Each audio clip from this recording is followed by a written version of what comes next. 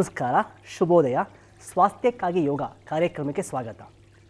ಯೋಗ ಅಂದರೆ ಬರೀ ಆಸನ ಮಾಡೋದು ಅಥವಾ ಬಾಡಿ ಸ್ಟ್ರೆಚ್ ಮಾಡೋದಲ್ಲ.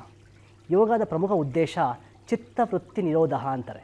ಅಂದರೆ ನಮ್ಮ ಮನಸ್ಸನ್ನು ಶಾಂತಗೊಳಿಸೋದು. ಅದು ಯೋಗದ ಮುಖ್ಯ ಉದ್ದೇಶ. ಈಗಿನ ಕಾಲದಲ್ಲಿ ಏನಾಗಿದೆ, ನಮಗೆ ತುಂಬ ಸಮಯನೇ ಇಲ್ಲ, ಯೋಗ ಮಾಡಲಿಕ್ಕೆ ಆಗೋದಿಲ್ಲ ಅಂತ ತುಂಬಾ ಜನ ಒಂದಲ್ಲ ಒಂದು ಸಮಸ್ಯೆ ಹೇಳ್ತಾನೇ ಇರ್ತಾರೆ, ಟೈಮ್ ಇಲ್ಲ ಅಂತ. ಇಂದಿನ ಸಂಚಿಕೆಯಲ್ಲಿ ನಿಮ್ಮ ಯೋಗನ ನೀವು ಕೂತಿದ್ದ ಕಡೆ ನಿಮ್ಮ ಚೇರ್ ಮೇಲೆ ಹೇಗೆ ಮಾಡೋದು, ನಿಮ್ಮ ಕುರ್ಚಿ ಮೇಲೆ ಕೂತ್ಕೊಂಡು ಹೇಗೆ ಯೋಗಾಭ್ಯಾಸ ಮಾಡೋದು ಅನ್ನೋದನ್ನು ತಿಳ್ಕೊಳ್ಳೋಣ. ಇವನ್ ಕೆಲವರು ವಯಸ್ಸಾದವ್ರು ಇರ್ತಾರೆ, ವೃದ್ಧರಿರ್ತಾರೆ, ಅವ್ರಿಗೆ ಯೋಗನ ಕೆಳಗೆ ಕೂತ್ಕೊಂಡು ಮಾಡೋಕ್ಕಾಗೋದಿಲ್ಲ. ಅಂಥವ್ರು ಕೂಡ ಚೇರ್ ಮೇಲೆ ಕೂತ್ಕೊಂಡು ಯೋಗಾಭ್ಯಾಸ ಮಾಡ್ಬೋದು.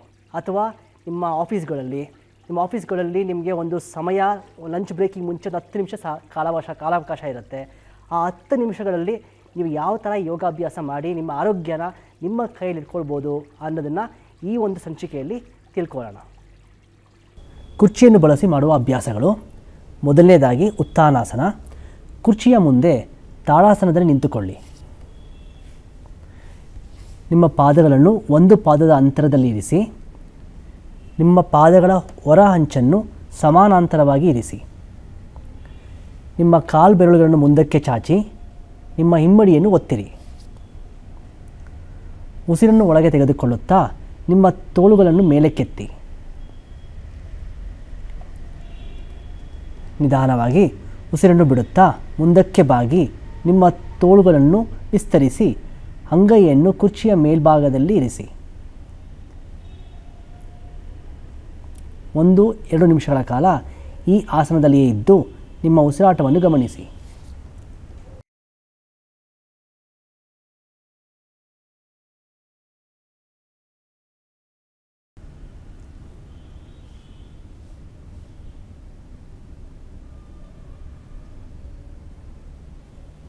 ಈ ಅಭ್ಯಾಸವು ಬೆನ್ನು ಮೂಳೆಯನ್ನು ವಿಸ್ತರಿಸಲು ಸಹಾಯ ಮಾಡುತ್ತದೆ.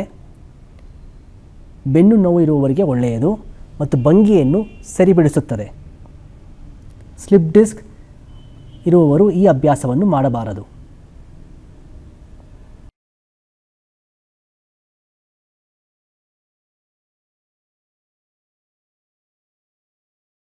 ಸ್ಲಿಪ್ ಡಿಸ್ಕ್ ಸಮಸ್ಯೆ ಇರುವವರು ಈ ಅಭ್ಯಾಸವನ್ನು ಮಾಡುವಾಗ ಜಾಗರೂಕರಾಗಿರಬೇಕು.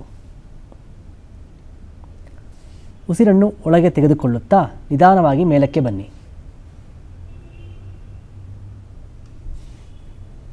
ನಿಧಾನವಾಗಿ ಉಸಿರು ಬಿಡುತ್ತಾ ಕೈಯನ್ನು ಕೆಳಗೆ ಇಳಿಸಿ ತಾಡಾಸನ ಸ್ಥಿತಿಗೆ ಬನ್ನಿ. ಮುಂದಿನ ಅಭ್ಯಾಸ ಉತ್ತಿತ ಪಾದಾಂಗುಷ್ಟಾಸನ. ಕುರ್ಚಿಯ ಮುಂದೆ ತಾಡಾಸನದಲ್ಲಿ ನಿಂತುಕೊಳ್ಳಿ. ಉಸಿರನ್ನು ಒಳಗೆ ತೆಗೆದುಕೊಳ್ಳುತ್ತಾ ನಿಮ್ಮ ಬಲಗಾಲನ್ನು ಮೇಲಕ್ಕೆತ್ತಿ ಕಾಲನ್ನು ಕುರ್ಚಿಯ ಮೇಲ್ಭಾಗದಲ್ಲಿ ಇರಿಸಿ.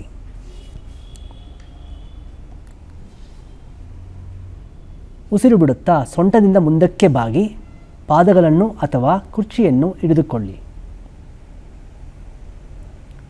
1 ಅಥವಾ 2 ನಿಮಿಷಗಳ ಕಾಲ ಆಸನದಲ್ಲಿಯೇ ಇದ್ದು ಉಸಿರಾಟವನ್ನು ಗಮನಿಸಿ.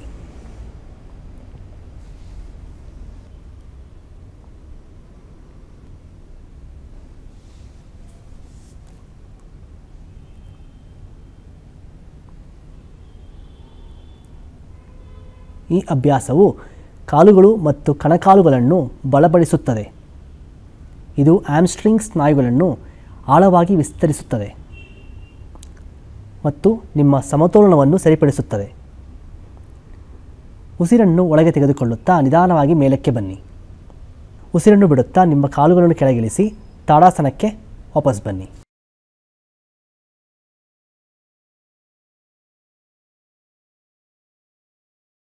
ಇದೇ ಅಭ್ಯಾಸವನ್ನು ಈಗ ಎಡಗಾಲಲ್ಲಿ ಮಾಡಬೇಕು. ಉಸಿರು ಒಳಗೆ ತೆಗೆದುಕೊಳ್ಳುತ್ತಾ ನಿಮ್ಮ ಎಡಗಾಲನ್ನು ಮೇಲಕ್ಕೆತ್ತಿ ಕಾಲನ್ನು ಕುರ್ಚಿಯ ಮೇಲ್ಭಾಗದಲ್ಲಿ ಇರಿಸಿ. ಉಸಿರು ಬಿಡುತ್ತಾ ಸೊಂಟದಿಂದ ಮುಂದಕ್ಕೆ ಬಾಗಿ ಪಾದಗಳನ್ನು ಕುರ್ಚಿಯ ಮೇಲೆ ಇರಿಸಿ ಅಥವಾ ಕಾಲುಗಳನ್ನು ಹಿಡಿದುಕೊಳ್ಳಬಹುದು.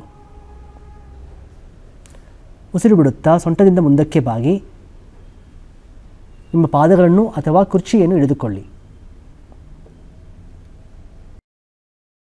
1 ಅಥವಾ 2 ನಿಮಿಷಗಳ ಕಾಲ ಈ ಆಸನದಲ್ಲಿಯೇ ಇದ್ದು ನಿಮ್ಮ ಉಸಿರಾಟವನ್ನು ಗಮನಿಸಿ.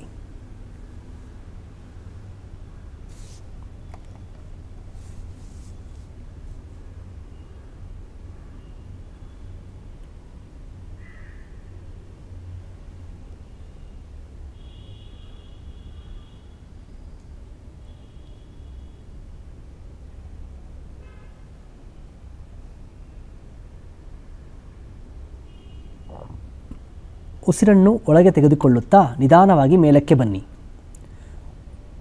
ಉಸಿರು ಬಿಡುತ್ತಾ ನಿಮ್ಮ ಕೈಗಳನ್ನು ಕೆಳಗಿಳಿಸಿ, ನಿಮ್ಮ ಕಾಲುಗಳನ್ನು ಕೆಳಗಿಳಿಸಿ ಮತ್ತೆ ತಾಡಾಸನ ಸ್ಥಿತಿಗೆ ಬನ್ನಿ. ಮುಂದಿನ ಅಭ್ಯಾಸಕ್ಕೆ ಕುರ್ಚಿಯ ಮೇಲೆ ಆರಾಮವಾಗಿ ಕುಳಿತುಕೊಳ್ಳಿ.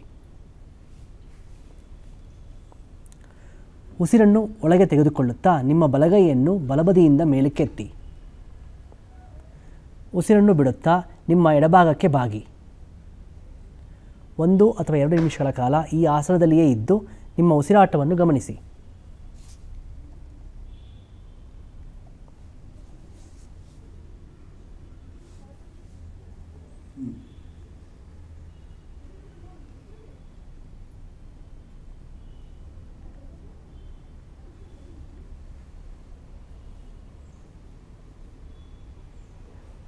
ಈ ಆಸನವು ಪಾರ್ಶ್ವದ ಸ್ನಾಯುಗಳನ್ನು ವಿಸ್ತರಿಸುತ್ತದೆ, ಪಕ್ಕೆಲುಬಿನ ಒತ್ತಡವನ್ನು ಸರಿಪಡಿಸುತ್ತದೆ.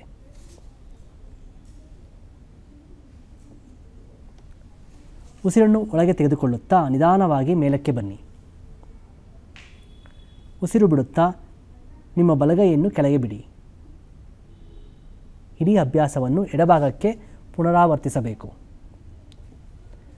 ಉಸಿರನ್ನು ಒಳಗೆ ತೆಗೆದುಕೊಳ್ಳುತ್ತಾ ನಿಮ್ಮ ಎಡಗೈಯನ್ನು ಮೇಲಕ್ಕೆತ್ತಿ, ಎಡಬದಿಯಿಂದ ಮೇಲಕ್ಕೆತ್ತಿ. ಉಸಿರು ಬಿಡುತ್ತಾ ನಿಮ್ಮ ಬಲಭಾಗಕ್ಕೆ ಬಾಗಿ. 1-2 ನಿಮಿಷಗಳ ಕಾಲ ಆಸನದಲ್ಲಿಯೇ ಇದ್ದು ನಿಮ್ಮ ಉಸಿರಾಟವನ್ನು ಗಮನಿಸಿ.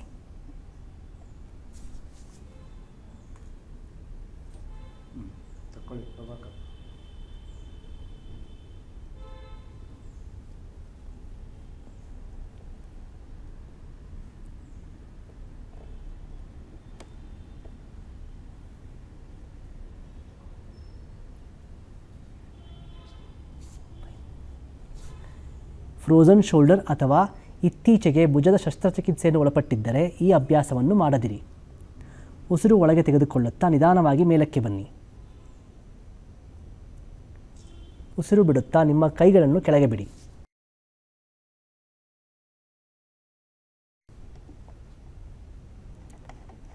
ಮುಂದಿನ ಅಭ್ಯಾಸ ಚೇರ್ ಪಾಸಾಸನ.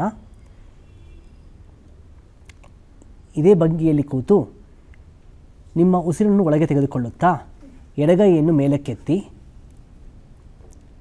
ಉಸಿರು ಬಿಡುತ್ತಾ ಬಲಕ್ಕೆ ತಿರುಗಿ ಮುಂದಕ್ಕೆ ಬಾಗಿ ಎಡಗೈಯಿಂದ ಕುರ್ಚಿಯ ಕೆಳಭಾಗವನ್ನು ಹಿಡಿದುಕೊಳ್ಳಿ.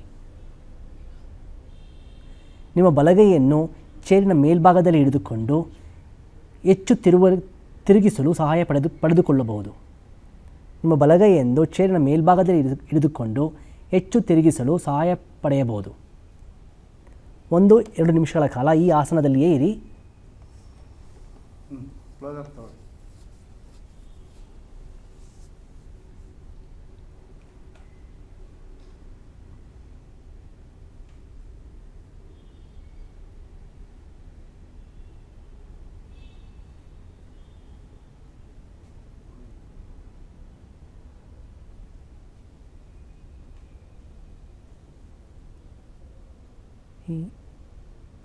ಈ ಅಭ್ಯಾಸವು ಜೀರ್ಣಕ್ರಿಯೆಯನ್ನು ಸುಧಾರಿಸುತ್ತದೆ ಮತ್ತು ಕಿಬ್ಬೊಟ್ಟೆ ಅಂಗವನ್ನು ಉತ್ತೇಜಿಸುತ್ತದೆ.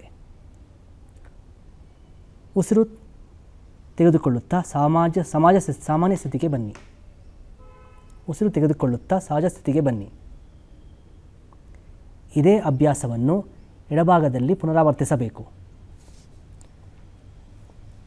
ನಿಮ್ಮ ಉಸಿರನ್ನು ಒಳಗೆ ತೆಗೆದುಕೊಳ್ಳುತ್ತಾ ಬಲಗೈಯನ್ನು ಮೇಲಕ್ಕೆತ್ತಿ ಮತ್ತು ಉಸಿರು ಬಿಡುತ್ತಾ ಎಡಕ್ಕೆ ತಿರುಗಿ ಮುಂದಕ್ಕೆ ಬಾಗಿ ಬಲಗೈನಿಂದ ಕುರ್ಚಿಯ ಕೆಳಭಾಗವನ್ನು ಹಿಡಿದುಕೊಳ್ಳಿ.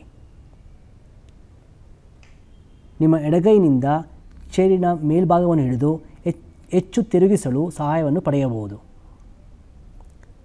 1-2 ನಿಮಿಷಗಳ ಕಾಲ ಈ ಆಸನದಲ್ಲಿಯೇ ಇದ್ದು ಉಸಿರಾಟವನ್ನು ಗಮನಿಸಿ.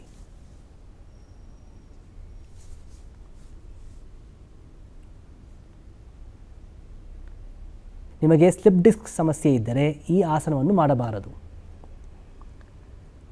ಉಸಿರು ತೆಗೆದುಕೊಳ್ಳುತ್ತಾ ಸಹಜ ಸ್ಥಿತಿಗೆ ವಾಪಸ್ ಬನ್ನಿ. ಮುಂದಿನ ಅಭ್ಯಾಸ ಅಧೋಮುಖ ವೀರಾಸನ, ಚೇರ್ ಮೇಲೆ ಕೂತು ಮಾಡುವಂಥ ಅಭ್ಯಾಸ. ಅದೇ ಸ್ಥಿತಿಯಲ್ಲಿ ಕುಳಿತುಕೊಳ್ಳಿ. ನಿಮ್ಮ ಮಂಡಿಗಳನ್ನು 1 ಅಥವಾ 1.5 ಅಡಿ ಅಗಲವಾಗಿ ಇರಿಸಿ.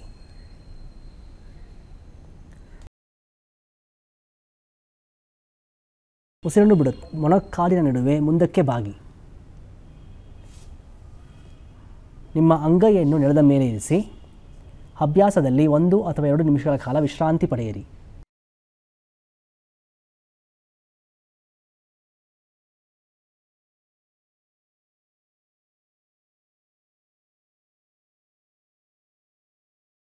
ಈ ಅಭ್ಯಾಸವು ಮೆದುಳಿಗೆ ರಕ್ತ ಪರಿಚಲನೆ ಸುಧಾರಿಸಲು ಸಹಾಯ ಮಾಡುತ್ತದೆ ಮತ್ತು ಮನಸ್ಸನ್ನು ಶಾಂತಗೊಳಿಸುತ್ತದೆ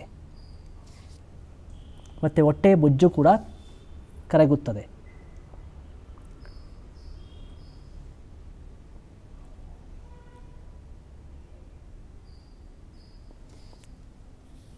ಸ್ಲಿಪ್ ಡಿಸ್ಕ್, ಅಸ್ತಮಾ ಇರುವವರು ಈ ಅಭ್ಯಾಸವನ್ನು ಮಾಡಬಾರದು.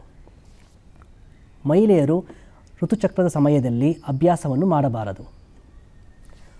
ಉಸಿರು ತೆಗೆದುಕೊಳ್ಳುತ್ತಾ ನಿಧಾನವಾಗಿ ಮೇಲ್ಬನ್ನಿ.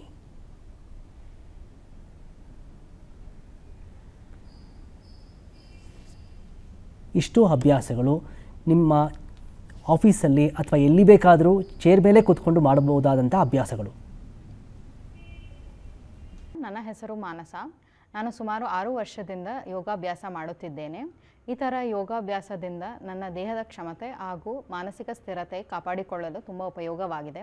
ಅದರಲ್ಲೂ ಈ ಚೇರನ್ನು ಬಳಸಿ ಮಾಡುವ ಯೋಗಾಭ್ಯಾಸದಿಂದ ಮನೆಯಲ್ಲೇ ಅಥವಾ ಆಫೀಸಲ್ಲೇ ಸುಲಭವಾಗಿ ಯೋಗಾಭ್ಯಾಸ ಮಾಡಲು ಸಹಾಯವಾಗಿದೆ.